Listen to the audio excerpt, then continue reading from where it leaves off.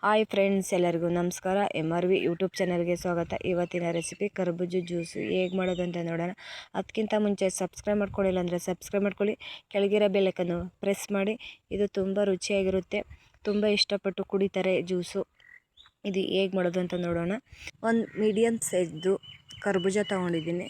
ಕರ್ಬೂಜವನ್ನು ಹಿಂಗೆ ಚಾಕಿನಿಂದ ಹಚ್ಕೊಬಿಟ್ಟು ಇದು ಮದ್ದಿದ್ದು ಬೀಜಗಳಿರುತ್ತೆ, ಅದ ತೆಗ್ದು ಸೈಡಿಗೆ ಹಾಕೋತಾ ಇದ್ದೀನಿ.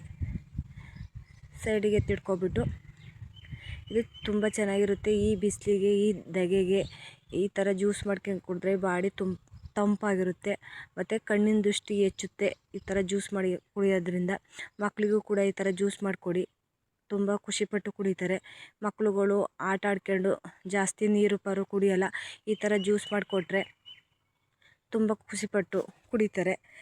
ಈ ಥರ ಸ್ಪೂನಿನಿಂದ ಎಲ್ಲನೂ ಮಿಕ್ಸಿ ಜಾರಿಗೆ ಸೇರಿಸ್ಕೊತಾ ಇದ್ದೀನಿ. ನೀವು ಚಾಕಲ್ಲೂ ಕೂಡ ಪೀಸ್ ಮಾಡಿಬಿಟ್ಟು ಚಾಕಿನಿಂದಲೂ ಪೀಸ್ ಮಾಡಿ ಹಾಕೋಬೋದು. ನಾನಿಲ್ಲಿ ಸ್ಪೂನಿನಿಂದಲೇ ಹಾಕೋತಾ ಇದ್ದೀನಿ. ಈ ಥರ ಎಲ್ಲನೂ ಎರಡು ಒಳನೂ ಈ ಥರ ಹಚ್ಚಿ ಮಿಕ್ಸಿ ಜಾರಿಗೆ ಸೇರಿಸ್ಕೊಂಡಿದ್ದೀನಿ. ಸೇರಿಸ್ಕೊಬಿಟ್ಟು ಒಂದು ಅರ್ಧ ಸ್ಪೂನು ಮೆಣಸಿನ ಪುಡಿ ಸೇರಿಸ್ಕೊಂಡಿದ್ದೀನಿ. ಒಂದು 2 ಏಲಕ್ಕಿ, ಒಂದು ಸ್ವಲ್ಪ ಉಪ್ಪು, ಒಂದು 5-6 ಸ್ಪೂನು ಬೆಲ್ಲ ಸೇರಿಸ್ಕೊತಾ ಇದ್ದೀನಿ. ನೀವು ಇಲ್ಲಿ ಸಕ್ಕರೆ ಕೂಡ ಸೇರಿಸ್ಕೋಬೋದು.